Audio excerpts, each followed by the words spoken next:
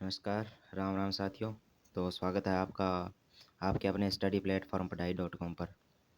उम्मीद करता हूँ आप सभी स्वस्थ होंगे, मस्त होंगे और आपकी पढ़ाई बहुत अच्छे से चल रही होगी। तो रोज़ाना की भांति आज भी मैं उपस्थित हूँ आपके सामने भारत और राजस्थान करंट अफेयर की एक और क्लास लेकर। तो आज है 10 मई और 10 मई 2026 के जितने भी मोस्ट इम्पोर्टेंट जो राजस्थान करंट अफेयर के और भारत करंट अफेयर के प्रश्न बनते हैं उन उनको महत्वपूर्ण प्रश्नों और राजस्थान के जो प्रश्न हैं उनकी सूजस अपडेट के साथ और एक ऐतिहासिक न्यूज़ के साथ सामने आपके सामने उपस्थित हुआ हूँ। तो उस ऐतिहासिक न्यूज़ के बारे में हम लास्ट में चर्चा करेंगे, एनालिसिस करेंगे उसका पूरा। तो आप वीडियो को पूरा देखें और हमारा चैनल सब्सक्राइब कर लें ताकि डेली अपडेट आपको मिलता रहे। तो चलिए शुरू करते हैं आज की क्लास। आज का पहला प्रश्न रहेगा,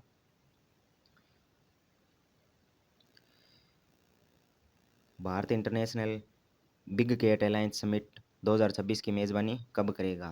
तो एक एक से 2 जून 2026 को नई दिल्ली में भारत है जो international big cat alliance summit 2026 की मेज़बानी करेगा। तो देखिए मुख्य तथ्य क्या है इसका। भारत सरकार ने बड़ी बिल्ली प्रजातियों के संरक्षण के लिए IBCA की स्थापना की। सम्मेलन में लगभग 90 देशों के प्रतिनिधि भाग लेंगे। भारत दुनिया में बाघों की सबसे बड़ी आबादी वाला देश है। यह सम्मेलन वन्य जीव संरक्षण में भारत की वैश्विक भूमिका को मजबूत करेगा। तो जो बाघ और अन्य 7-8 प्रजातियां हैं जो बिल्लियों की, उनका संरक्षण करने के लिए इस समिट का आयोजन नई दिल्ली में किया जा रहा है, जिसकी मेज़बानी भारत द्वारा की जानी है। अगला प्रश्न है, केंद्र सरकार ने एयरलाइंस के लिए कौन सी नई योजना शुरू की है? तो केंद्र सरकार ने एयरलाइंस के लिए emergency credit line guarantee scheme यानी ECLGS 5.0 की शुरुआत की है। एयरलाइंस कंपनियों को आसान ऋण उपलब्ध कराया जाएगा। लगभग 5,000 करोड़ रुपए की सहायता सरकार द्वारा दी जाएगी। इससे विमानन क्षेत्र में रोजगार और पर्यटन को बढ़ावा मिलने वाला है। अगला प्रश्न देखिए, स्वस्थ भारत पोर्टल किस उद्देश्य से लॉन्च किया गया? बात करें स्वस्थ भारत पोर्टल की, तो स्वास्थ्य सेवाओं को डिजिटल प्लेटफॉर्म में जोड़ने के लिए स्वस्थ भारत पोर्टल का शुभारंभ किया गया। पोर्टल को स्वास्थ्य मंत्रालय ने लॉन्च किया। मरीज ऑनलाइन स्वास्थ्य रिकॉर्ड देख सकेंगे। ग्रामीण क्षेत्रों में डिजिटल हेल्थ सेवाओं को बढ़ावा मिलेगा। अगले प्रश्न की बात करें तो सुप्रीम कोर्ट ने में न्यायाधीशों की संख्या क्यों बढ़ाई जा रही है? तो सुप्रीम कोर्ट में न्यायाधीशों की संख्या इसलिए बढ़ाई जा रही है ताकि लंबित मामलों के तेजी से निपटारे हो सके। न्यायाधीशों की संख्या 33 से बढ़ाकर 37 की जाएगी। इससे मामलों की सुनवाई में तेजी होगी। न्यायिक सुधारों की दिशा में यह एक बहुत बड़ा कदम सरकार द्वारा उठाया जा रहा है ताकि जो मामले हैं, बहुत अधिक मामले हो चुके हैं, तो इनकी जल्दी से जल्दी सुनवाई हो और जल्दी से जल्दी इनका न्याय और फैसला जो है जनता को मिले। इसके लिए सरकार यह कदम बहुत ही सराहनीय कदम उठा रही है। अगले प्रश्न की बात करें तो नीति आयोग ने सेंट्रल प्रभारी ऑफिसर पोर्टल क्यों शुरू किया? तो आकांक्षी जिलों की निगरानी को और विकास के लिए नीति आयोग ने सेंट्रल प्रभारी ऑफिसर पोर्टल है जो उसकी लॉन्चिंग की है।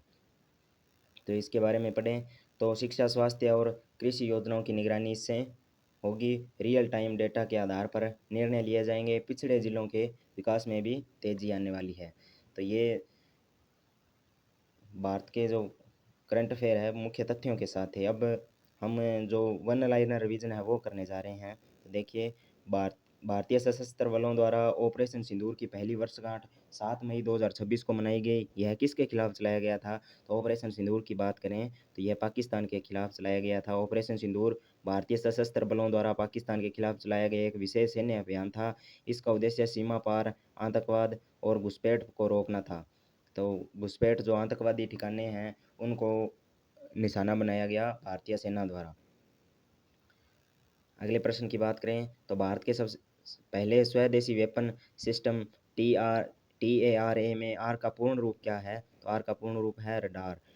TARA का पूरा नाम है टैक्टिकल एडवांस रडार एप्लीकेशन माना जाता है। इसमें आर का अर्थ रडार होता है। यह भारत का स्वदेशी रक्षा एवं निगरानी प्रणाली से जुड़ा महत्वपूर्ण वेपन सिस्टम है, यानी महत्वपूर्ण सिस्टम है जिससे स्वदेशी रक्षा एवं निगरानी प्रणाली उसमें सुधार हो सकेगा। अगले प्रश्न की बात करें तो जीआई टैग प्राप्त प्रारंभिक डेयरी उत्पाद कलाड़ी का संबंध किस राज्य से है? तो जम्मू कश्मीर का संबंध है कलाड़ी, सॉरी कलाड़ी का संबंध है वो जम्मू कश्मीर से है। कलाड़ी जम्मू कश्मीर का पारंपरिक डेयरी उत्पाद है जिसे माउंटेन चीज़ भी कहा जाता है। इसे जीआई टैग यानी ग्राफिकल इंडिकेशन टैग प्रदान किया गया है। अगले प्रश्न की बात करें तो पहली विश्व योगासन चैंपियनशिप 2026 का आयोजन किस शहर में किया जाएगा?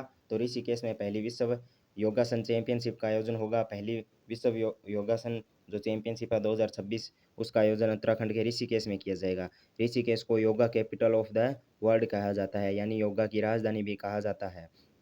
अगले प्रश्न की बात करें तो हाल ही में किस देश ने भ्रष्टाचार के आरोपों में अपने 2 पूर्व रक्षा मंत्रियों को मौत की सज़ा सुनाई है? तो बहुत ही अच्छा फैसला है, बहुत ही सराहनीय फैसला है जो चीन द्वारा लिया गया है। हर देश में ऐसा लागू होना चाहिए।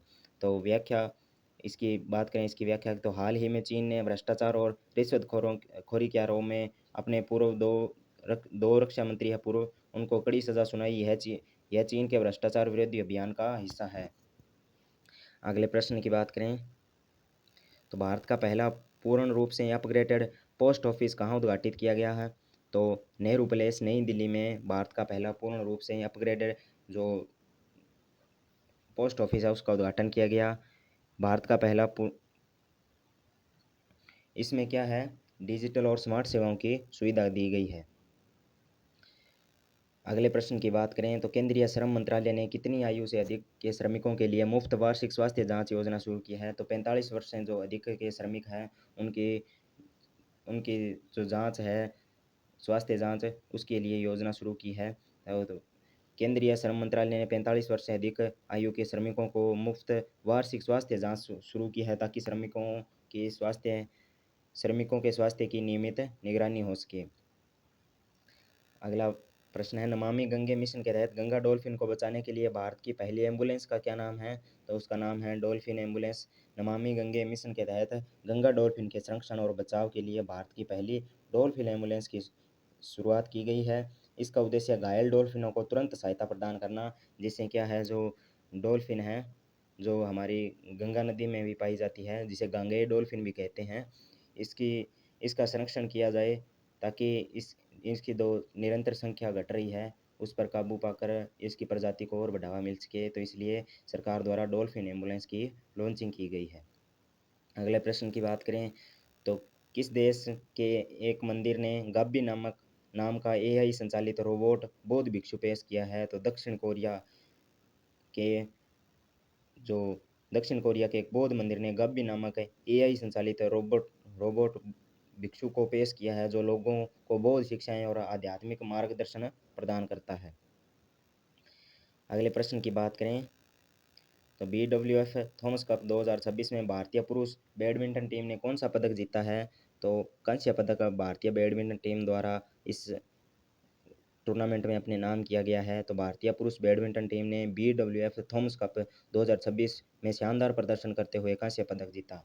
आपको अगर ये पदक याद न रहे तो इतना ज़रूर याद रख लेना अभी थॉमस कप का संबंध किस खेल से है? तो ये है बैडमिंटन खेल से। पक्का किसी न किसी एग्ज़ाम में पूछा जाता है। अब आगे बात करें राजस्थान करंट अफेयर की तो राजस्थान करंट अफेयर है आज के। राजस्थान के प्रसिद्ध लोक कलाकार अमीन सबरी को प्रतिष्ठित उस्ताद बिस्मिल्लाह खान सम्मान से सम्मानित किया गया है जो उनके संगीत और कला क्षेत्र में उत्कृष्ट योगदान को मान्यता देता है। यह सम्मान उन्हें 2026 में दिया गया जो साबरी के संगीत सफ़र की एक बड़ी उपलब्धि है। उस्ताद बिस्मिल्लाह खान सम्मान जो प्रतिष्ठित उस्ताद बिस्मिल्लाह खान युवा पुरस्कार के अनुरूप लोक शास्त्रीय कला में उत्कृष्टता के लिए दिया जाता है। अगले तथ्य की बात करें तो राजस्थान में आत्मनिर्भर भारत और विकसित भारत के संकल्प को नई गति देने की दिशा में महत्वपूर्ण कदम उठाते हुए सेवायाम और रमार्थम फाउंडेशन के बीच शनिवार को एक महत्वपूर्ण MOU पर हस्ताक्षर किए गए। इस साझेदारी के माध्यम से दोनों संस्थाएं महिलाओं, युवाओं एवं स्टार्टअप उद्यमियों को हुनरमंद प्रतिभाओं को एक सशक्त मंच उपलब्ध कराएगी जिसमें वे अपने कौशल का व्यावसायिक रूप देकर आत्मनिर्भर बन सकेंगे। MOU पर सेवायाम की संस्थापक पूर्व महापौर डॉक्टर सौम्या गुर्जर और रमार्थम फाउंडेशन के चेयरमैन डॉक्टर संजय खंडेलवाल ने हस्ताक्षर किए। अगले तथ्य की बात करें तो भारतीय रेलवे दुनिया का सबसे बड़े रेल नेटवर्क में एक है। हर दिन लाखों यात्री सफ़र करते हैं और 13,000 से अधिक ट्रेनें चलती है। तो देश में कुछ चुनिंदा राज्यों के पास सबसे ज़्यादा रेलवे स्टेशन होने का रिकॉर्ड है। देश में सबसे ज़्यादा रेलवे स्टेशन वाला राज्य है उत्तर प्रदेश, जिसमें 1100 से ज़्यादा रेलवे स्टेशन हैं। गोरखपुर जंक्शन में दुनिया का सबसे लंबा रेलवे प्लेटफ़ॉर्म है, जिसकी लंबाई 1366 मीटर है और राजस्थान इस मामले में दूसरे पायदान पर है।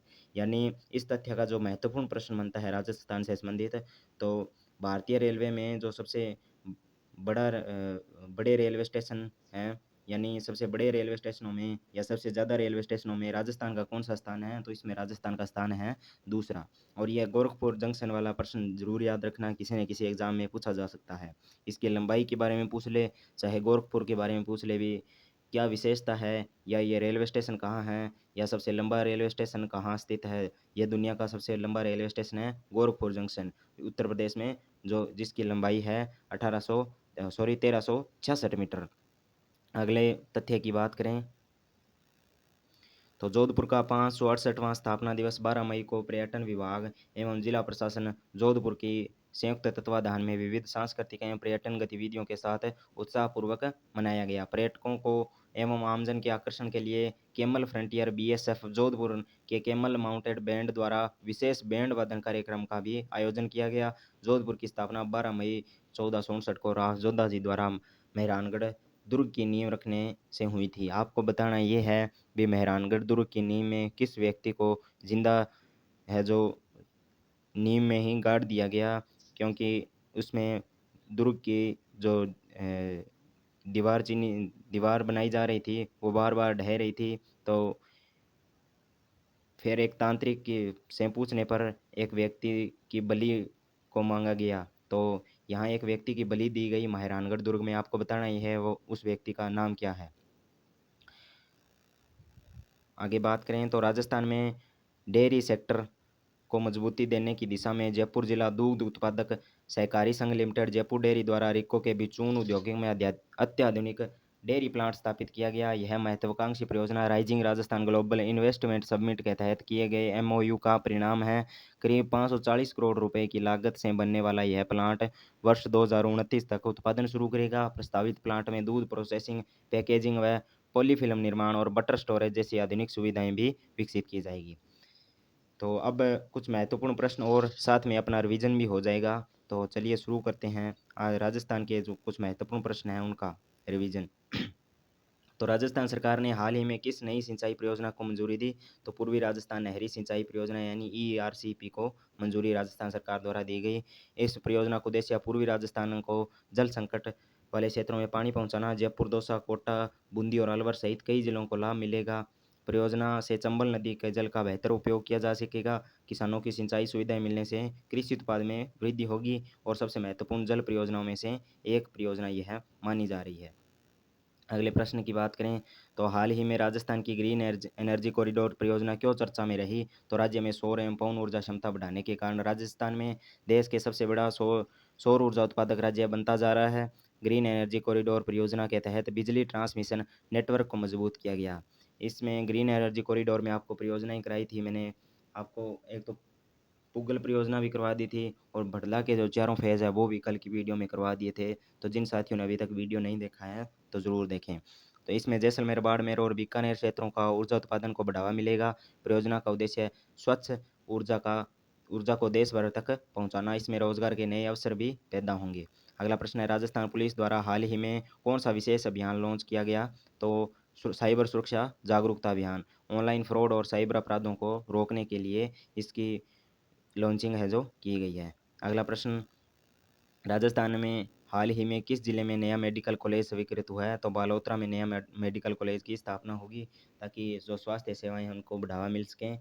इससे पश्चिमी राजस्थान के लोगों को बेहतर चिकित्सा सुविधा मिलेगी और इसमें मेडिकल शिक्षा में सीटों की संख्या भी बढ़ेगी। हाल ही में राजस्थान पर्यटन विभाग का कौन सा नया अभियान शुरू किया गया है? एक्सप्लोर रूरल रूरल राजस्थान अभियान की शुरुआत की गई है। इसका उद्देश्य ग्रामीण पर्यटन को बढ़ावा देना, पर्यटकों को गाँवों की संस्कृति, लोक कला और पारंपरिक भोजन से परिचित कराया जाना। अगला प्रश्न है, राजस्थान में हाल ही में किस खेल अकादमी का उद्घाटन किया गया? तो राज्य स्तरीय हॉकी अकादमी का उद्घाटन राजस्थान में किया गया। यह अकादमी युवाओं को अंतर्राष्ट्रीय स्तर पर खेल सुविधाएं मुहैया करवाएगी। खिलाड़ियों को आधुनिक प्रशिक्षण और कोचिंग भी दी जाएगी। तो खिलाड़ियों को प्रोत्साहन देने में सरकार जो विशेष ध्यान दे रही है। अगले तथ्य की बात करें तो हाल ही में राजस्थान के किस वन्य जीव अभयारण्य में बाघ संरक्षण परियोजना की शुरुआत की गई? मुकुंदरा हिल्स टाइगर रिजर्व में जो अभयारण्य में बाघ संरक्षण परियोजना की शुरुआत की गई। बाघों की संख्या को बढ़ाना और क्या उनका संरक्षण करना, ताकि जो इनकी संख्या दिन दिन गिरती जा रही है, जो लुप्त हो रहे हैं, उनकी संख्या में वृद्धि हो सके। अगला प्रश्न है, राजस्थान सरकार द्वारा महिलाओं के लिए कौन सी नई पहल शुरू की गई? तो महिला स्वरोजगार प्रोत्साहन योजना राजस्थान सरकार द्वारा शुरू की गई। इसमें महिलाओं को लोन दिया जाएगा ताकि वो अपना व्यापार शुरू कर सके। अब करते हैं हम सूजस बुलेटिन ये प्रश्नोत्तरी। तो राजस्थान के डिजिटल नवाचार पर्यटन नवाचार OBMS को उसकी उत्कृष्ट सेवाओं के लिए 2025 में किस राष्ट्रीय पुरस्कार से सम्मानित किया गया? तो स्कोच अवार्ड यानी सिल्वर इसको दिया गया है। राजस्थान जो पर्यटन विभाग ने OBMS नवाचार लॉन्च किया है उसके लिए। अगला प्रश्न है, पश्चिमी राजस्थान की जीवन रेखा कही जाने वाली गंग नहर के शिवपुर हेड में पहली बार पानी किस तिथि को पहुंचा था, जिसकी शताब्दी वर्ष 2027 में मनाई जाएगी? तो 26 अक्टूबर 1927 को पहली बार पानी है जो गंग नहर में पहुंचा था। यही आज की मुख्य ऐतिहासिक न्यूज़ थी। इसका पूरा एनालिसिस आगे हम फोटो के माध्यम से करेंगे। तो प्रदेश में चलाई जा रही माँ वाउचर योजना का मुख्य उद्देश्य है तो निःशुल्क सोनोग्राफी सुविधा उपलब्ध कराना। अगला प्रश्न है, हरियाणा राजस्थान अभियान के तहत सघन वृक्षारोपण को बढ़ावा देने हेतु प्रदेश में कितने जिलों में चंदन वन विकसित किए जाने की घोषणा है? तो 3 जिलों में। अगला है, पंचगौरव योजना के तहत एक जिला एक खेल के तहत कोटा जिले का खेल है कुश्ती। अब आपको डीग जिले का खेल भी बताना है, एक जिला एक खेल के तहत। आगे न्यूज़ की बात की जाए तो ये देखिए, 26 अक्टूबर 1927 को श्री गंगानगर के शिवपुर हेड वर्क्स के पर गंग नहर का उद्घाटन करते समय हाथ जोड़कर जल नमन करते हुए कलयुग के भागीरथ महाराजा गंगा सिंह जी। तो ये अब चर्चा में इसलिए है क्योंकि जल्दी ही इस नहर की 100 वर्ष पूरे होने वाले हैं। तो वर्षगांठ के लिए जो भजनलाल जी शर्मा हैं हमारे वर्तमान मुख्यमंत्री, उन्होंने एक बैठक का आयोजन किया है इसके संबंध में। अगले प्रश्न की बात करें तो सरकारी अस्पताल में सोनोग्राफी मशीन नहीं है तो निजी केंद्र के लिए मिलेगा वाउचर। मुख्यमंत्री आज करेंगे माँ वाउचर योजना का शुभारंभ। तो इस पूरी न्यूज़ को आप इस पढ़ सकते हैं पूरा जूम करके। अगली न्यूज़ है, बांसवाड़ा उदयपुर सिरोही में चंदन वन विकसित किए जाएंगे। भजनलाल जी शर्मा। मुख्यमंत्री ने वन विभाग की बैठक में तीनों जिलों में चयनित स्थानों पर 10-10 हज़ार चंदन वन पौधे लगाने का आदेश दिया है। तो ये थी आज की हमारी जो करंट अफेयर की क्लास। तो एक बार अगर आपने पूरा देख लिया है तो ज़रूर बताएं कमेंट के माध्यम से आपको कैसा लगा, कैसी लगी हमारी क्लास। तो चैनल भी सब्सक्राइब कर लें ताकि आपको डेली जो भारत और राजस्थान का करंट अफेयर है वो एक ही वीडियो से प्राप्त हो जाए। धन्यवाद। जय हिंद, जय भारत, जय राजस्थान।